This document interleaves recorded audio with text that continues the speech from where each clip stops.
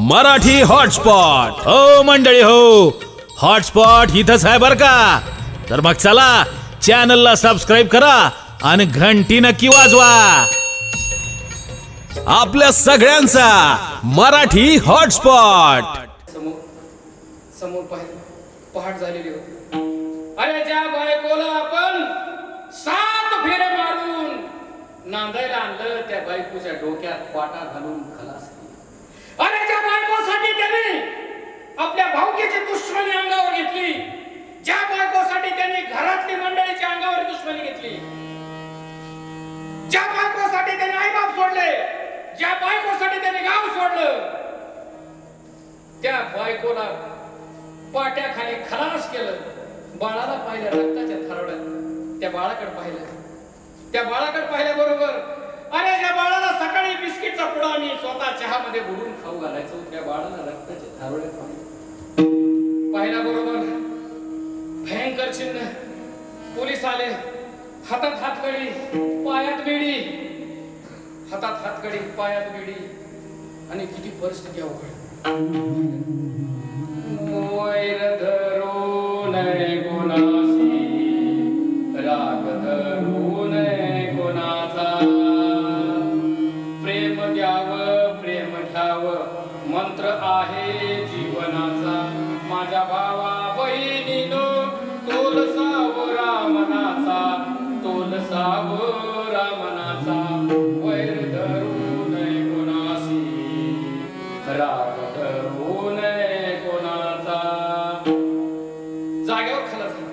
मग मला सांगायचंय, या शरीरूपी देशाचं वाटोळं करण्यासाठी क्रोध अतिरेकी आहे.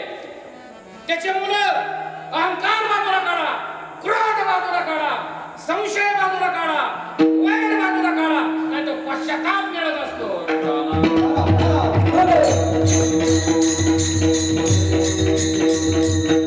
आता 2 मुली, निंदा आणि चुगली. आता सध्या निंदा भरपूर चाललेल्या आहेत, अख्ख्या जगात निंदा चाललेल्या आहेत, राज्यात निंदा चाललेल्या आहेत, जिल्ह्यात निंदा चाललेल्या आहेत, तालुक्यात निंदा चाललेल्या आहेत, गावात निंदा चाललेल्या आहेत, घराघरात निंदा चाललेल्या आहेत. अहो हे निंदा बंद करा. भगवान तुमच्या घरी दररोज, भगवान परमात्मा सकाळ नाश्त्याला येणार. निंदा बंद करा. कशाचे निंदा बंद करता? ही मुलगी तुम्ही मारून टाका. कोणती? निंदा नावाची मुलगी. आणि निंदा आता चुगली. किती चाहड्या सांगत येत कोणी कुणाला. त्या चाहड्याने संसार फुटत येत, घर फुटत येत, वाटोळं होतं. नाही, या अतिरेक्यांचं गबाड तयार झालं तरी आमचे लोक नाम घेणार, प्रेम देणार. मग ही नामाच्या शक्तीने, प्रेमाच्या ताकदीने हे सैन्याने हे अतिरेकी बाहेर काढायचं आहे बेटा.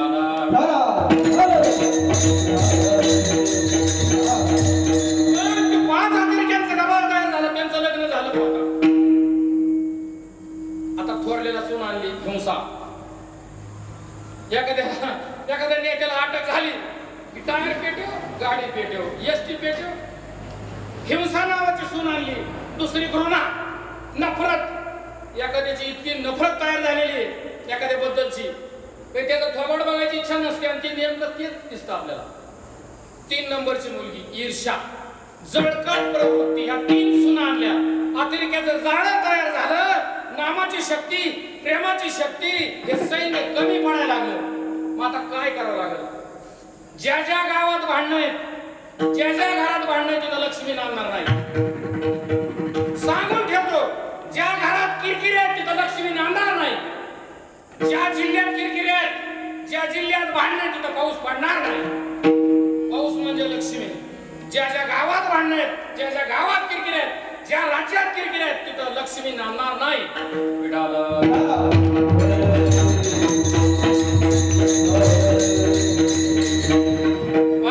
ही 5 अतिरेक्याचं गबाळ आणि त्याला 3.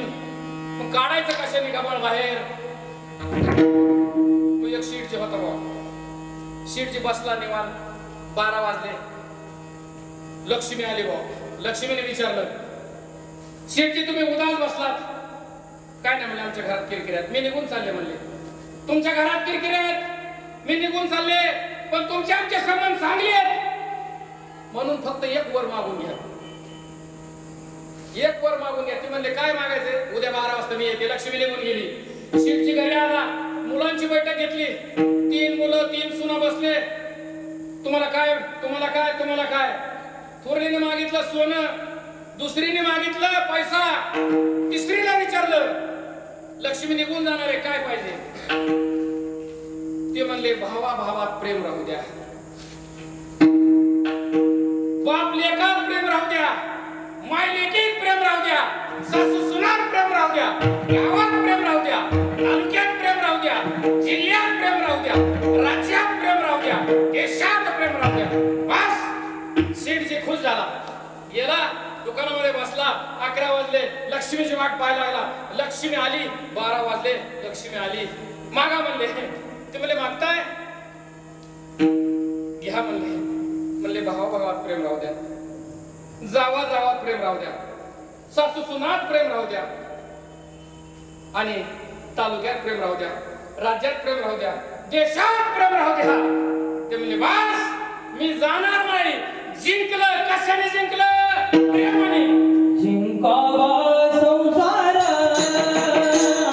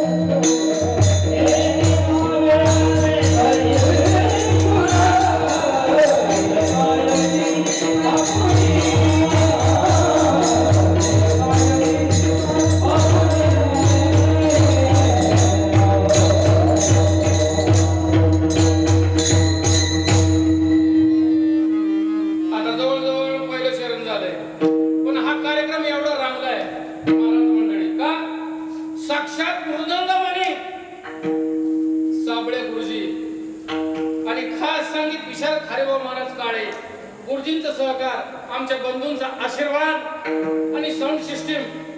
पण आता साऊंड सिस्टीम जर चांगली असेल आणि गायन मृदंगाचे जर चांगला असेल तर कीर्तन रंगत. मला गायचा अंग नाही मुळात. आता मी पिंडा बांधल्याशिवाय पोहतच नाही पहिली गोष्ट.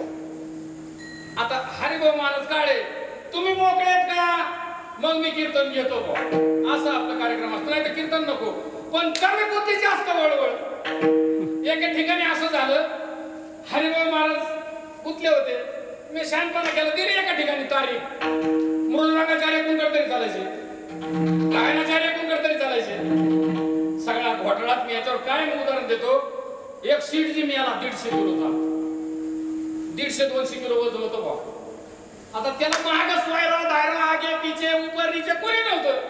फक्त एक त्याला दिवाणजी किंवा मुनीम म्हणा, एक दिवाणजी होतं भाऊ, लय खोडीचं दिवाणजी. तो दिवाणजी म्हणला आमच्या शिवजीची अंतयात्रा वाजवीत गाजवीत काढायची भाऊ. आता वाजवीत गाजवीत काढायची म्हणल्यावर पाहुणे रावळे कोणी नाही. मग आता 2-4 बगल बच्चे असतातच. अहो दिवाणजी पण याला रडायला माणसं लागत आहेत, उचलायला माणसं लागत आहेत, मौतीला माणसं लागत आहेत. ह्याने घोषणा केली भाऊ.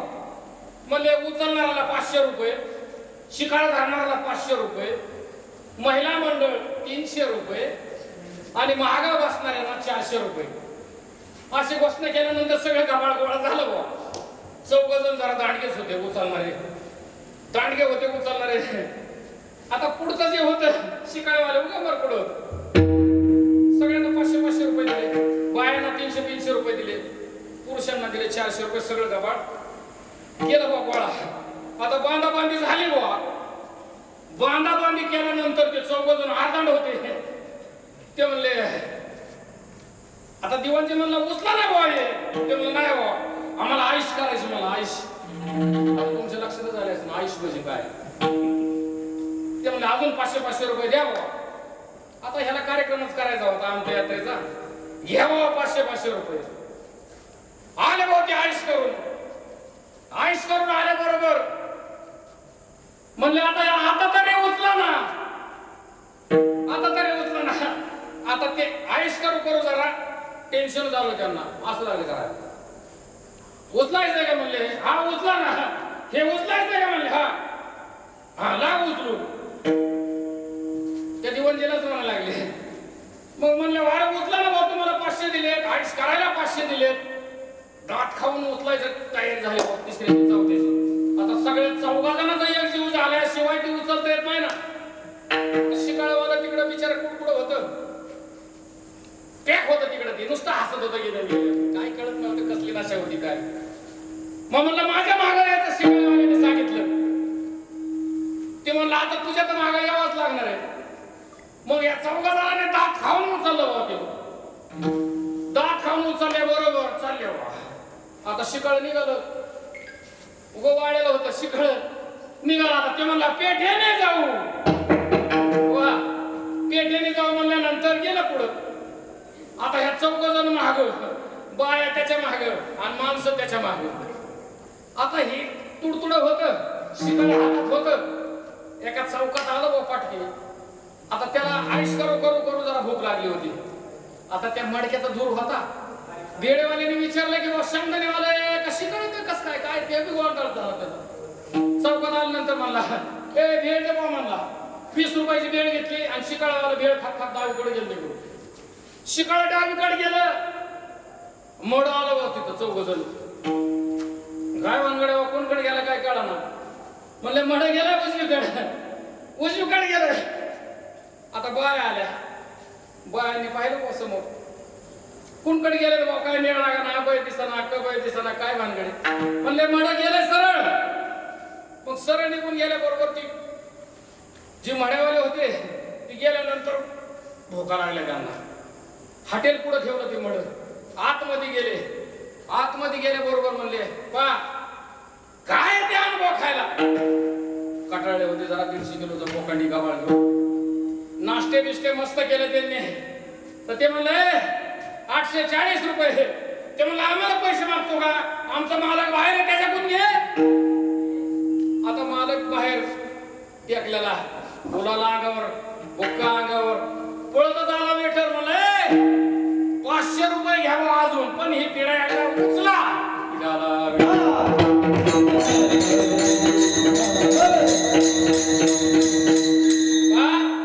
असा आजचा कार्यक्रम आहे. आता आपल्याला 3 वाजता कार्यक्रम करायचा. बरोबर आहे ना. का तर मृदंगाचार्य चांगलेत, दोरीत चाललेत. गायनाचार्य दोरीत चाललेत. आता मला वडीत बरोबर न्या.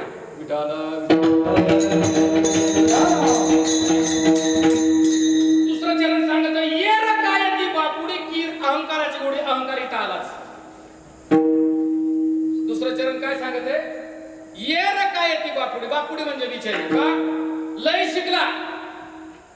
शहाणपणा करू नाही ना, एखाद्या शेतकऱ्याला येड्यात काढू नये. पण दुसरं चरण सांगत आहे, काय सांगत आहे दुसरं चरण?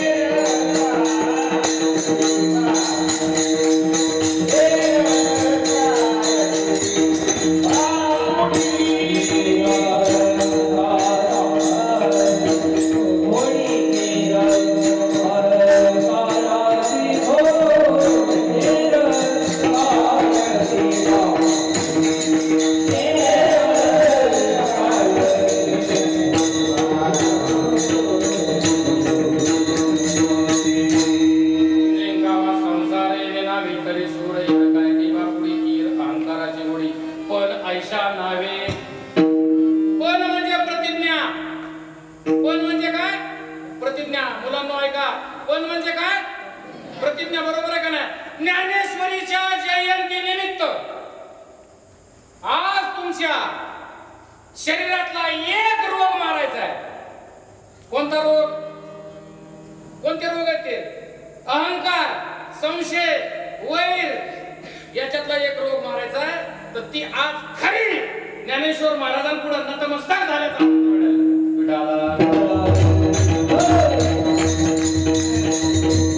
बरोबर आहे ना? पण अशी प्रतिज्ञा करायची आपण सगळ्यांनी. कुणीतरी अहंकार काढायचा आहे, कुणीतरी संशय बाजूला काढायची, गबाळ सगळं काढायचंय. तर आपल्याला पुढे जाऊन प्रत्येकाने फेटा बांधायचा आहे कालांतराने. बरोबर आहे का? कोण गायनाचार्य होईल, कोण मृदंगाचार्य होईल, कोण कीर्तनकार होईल. तुम्ही सगळे राज्यामध्ये नाव लौकिक होणार. पण आज एक पण करायचा. पण आज एक पण म्हणजे प्रतिज्ञा की आपल्या या शरीरामधून एक रोग बाजूला काढायचा. पण आईशा नावे देव धरी भावे. भाव राहिलाय गो आता पहिल्यासारखा नाही ना. भाव राहिलेलाच नाही. भक्ती मध्ये भाव असावा. भावे विना भक्ती.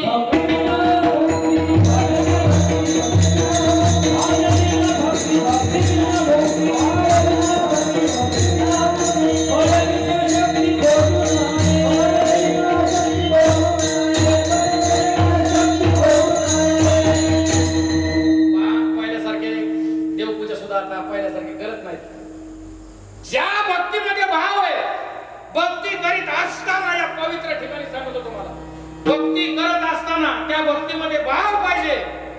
जर भाव असेल तर तुम्हाला भगवान परमात्मा तुमच्या पाठीशी सदैव उभा राहणार. पण काय काय पाखंडी झाले लोक.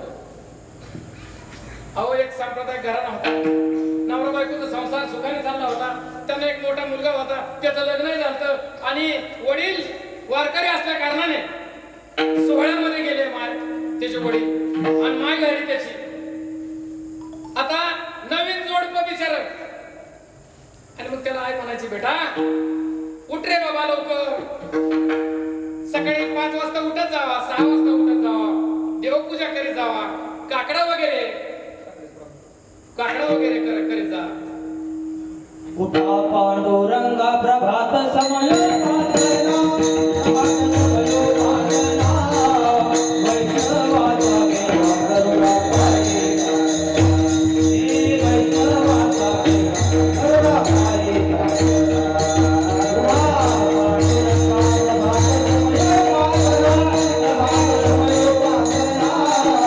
Thank you.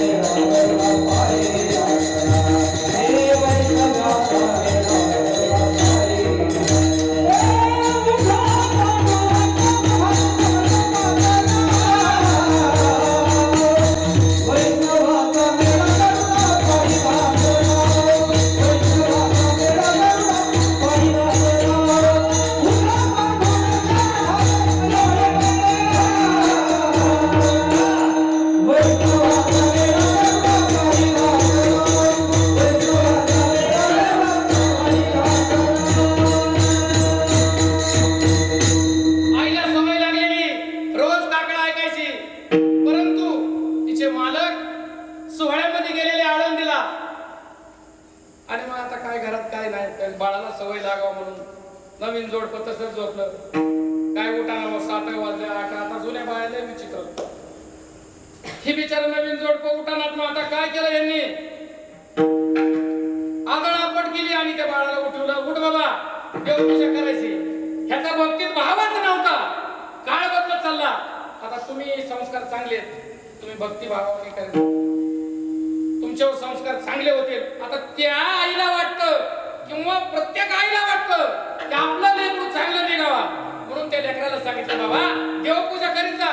देवपूजा करताना त्या भक्तीमध्ये भाव पाहिजे, अशी पूजा करत जा. पण कशाला? कशी तरी आपली इडे वाकडे देवपूजा करायचा, चलवून द्यायचा. आईला ते पटत नव्हतं. एके दिवशी त्यांनी काय केलं? सगळे देव पावऱ्यात घातले त्या पोराने. पावऱ्यात घातल्याबरोबर गेलं बाबा नदीला. नदीच्या अलीकडे विहीर होती. कासराक्षात पाणी होतं. एवढं पाणी जवळ होतं. हिसका हाणला पातळीचा. पात्र्याच्या देवाने उड्या हाणल्या बाबा. आणि देव जे राहिलेत, भगवान परमात्मा, आई साहेब, महादेवाची पिंड, हे सगळं घरी आणले. आई आपल्याला देवपूजा करायची नाही का? आपल्याला सुतक आहे का? पत्र्याच्या देवाने उड्या मारल्या. अरे काय चाललंय? पूजाच नाही, भक्तीच नाही. माय लेकराच्या किरकिऱ्या झाल्या. माय लेकराच्या किरकिऱ्या झाल्याबरोबर ते निघून गेलं भाऊ. कुठं निघून गेलं? नवीन जोडपं होतं, सून राहिली घरात. चिडून गेलो सासरवाडीला, देवपूजेचा काटाळा आला म्हणून. आता सासरवाडीला गेल्या बरोबर सासू दारातच. जावई आले, जावई आले, या की आले. ती धुनंदूत होती, कपड्याची साबण हातात होती. त्या गडबडीतच म्हणली, एवढी भांबावली होती जावई आल्या बरोबर. क्या म्हणले? हात पाय धुवा. मामी म्हणले साबण कोणती येते? कपड्याची साबण आहे म्हणले. अंगाची तरी द्या. नाही बाबा म्हणले, या आहे. मग तिने अंगाची साबण दिली. सगळे धुतल्यानंतर पुढे उभं राहिले जावई. सासूबाई विचारायला लागल्या, एक विचारू का? काय विचारायचं? विचारा पटकन. जरा टेन्शन मध्येच होतं. नाही पण बाई लिहिलं आज वाटते. कसं विचारू? पटकन विचारा काय विचारायचं ते. मला लिहिलं आज वाटते. कसं विचारू? पटकन विचारा. आमची संगीता म्हणते लय रागीट आहेत, कसं विचारावा? मामी विचारा ना.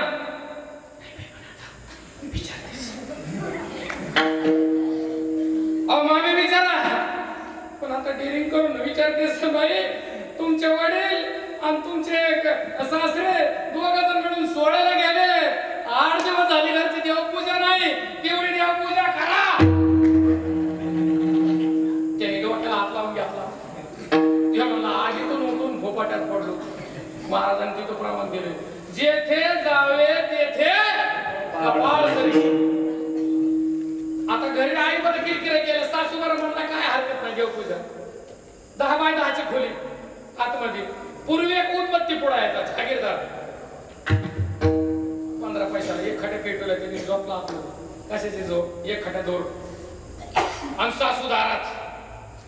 आता गल्लीत जावा येतोय आणि गल्लीला माहिती नाही असं थोडे. आली बा बिचारी एक. ते म्हणले बाय बाय बाय बाय तुमचा जावा आला काय? आता जावाने पेटून घेतलं काय? सगळं धोपान आलं बाहेर. सगळं धोपान आलंय बाहेर. ते म्हणले नाही का बस म्हणले देवपूजा करतात का? हा. मग देवपूजा तुमच्या जावा करतात का? हा. माय मग आमच्या घरची देवपूजा करायची बरं.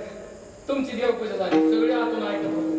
देवपूजाला कदारलेलं तिथं ठेवून दिलं. तसंच पटकीने बाहेर निघलं. म्हणजे आमची देवपूजा, आमची देवपूजा. कदरून गेलं. म्हणलं आता जगण्यात अर्थ नाही. आता जगण्यात अर्थ नाही म्हणलं. आता जीवन जायचा. पळत पळत पळत पळत गेला आणि एका विहिरीत उडी मारला. एका शेतकऱ्याने धरलं होतं. शेतकऱ्याला कोणाची माहिती धरलं त्याला. ते म्हणले अरे एवढा तरणा मांड पर्या जीव द्यायला निघाला. 5 एकर जमीन आपली आहे. 2 एकर ऊस आहे. 1 एकर घास आहे. 1 एकर मोकळं ठेवलंय. सगळ्या म्हशी आहेत, सगळ्या गाय आहेत, मोटरसायकल आहे, ट्रॅक्टर आहे. सगळ्या सुखाने नांदायचं. फक्त आपल्या घरी देवपूजा दिली भाऊ. मग काय उपयोग आहे का? उपयोग आहे का? म्हणून 3रं चरण सांगितलं. पण ईशाना वे पण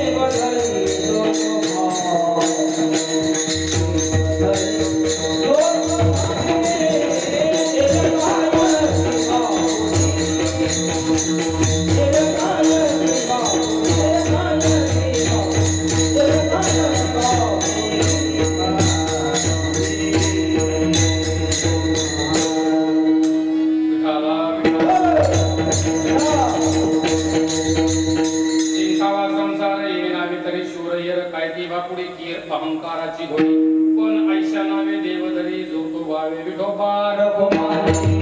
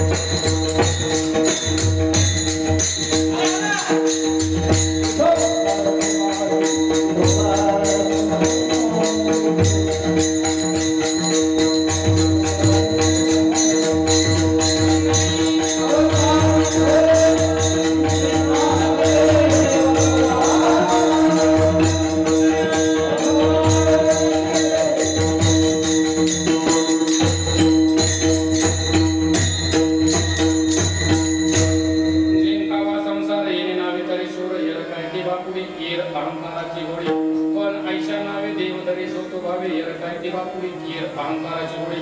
आता चौथं चरण सांगत आहे तुका म्हणे जावे सत कीर्तीने बरवे.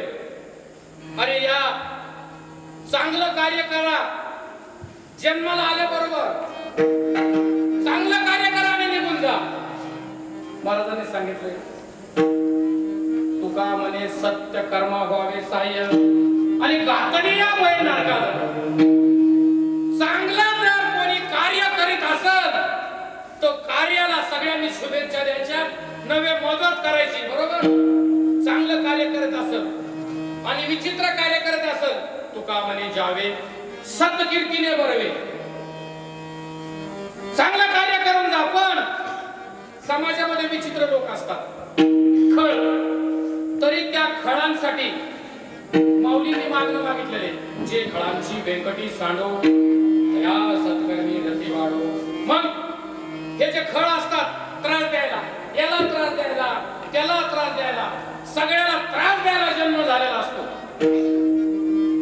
एक असंच विचित्र आहे पहा. त्याला फक्त त्या खळाला काय ना त्रास द्यायचा ना. त्याचा जन्मच त्याच्यासाठी झालेला. गेलं होती खळ त्रास द्यायला. हॉटेलमध्ये गेलं. हॉटेलमध्ये गेल्यानंतर मला हे गरम काय तो म्हणला चहा गरम आहे. अजून गरम काय भजे गरम आहे. अजून गरम काय पुरी गरम आहे. अजून गरम काय जिलबी गरम आहे. अजून गरम काय. आता ती टेन्शन आलं त्याला. म्हणला आईस तू गरम आहे. हे म्हणला आणि एक प्लेट गेला व भट्टी चिमट्यावर धरून आणला. असं त्याने खिशातली बिडी काढली ती ठेवली आणि गेला निघून. एवढे विचित्र आहे. एवढे विचित्र आहे. जिंकावा संसार तरी सोड याला काय दिवा पुढे केल अहंकाराची घोडी म्हणून चौथं सांगते तुका म्हणे जावे तुका म्हणे जावे तुका म्हणे जावे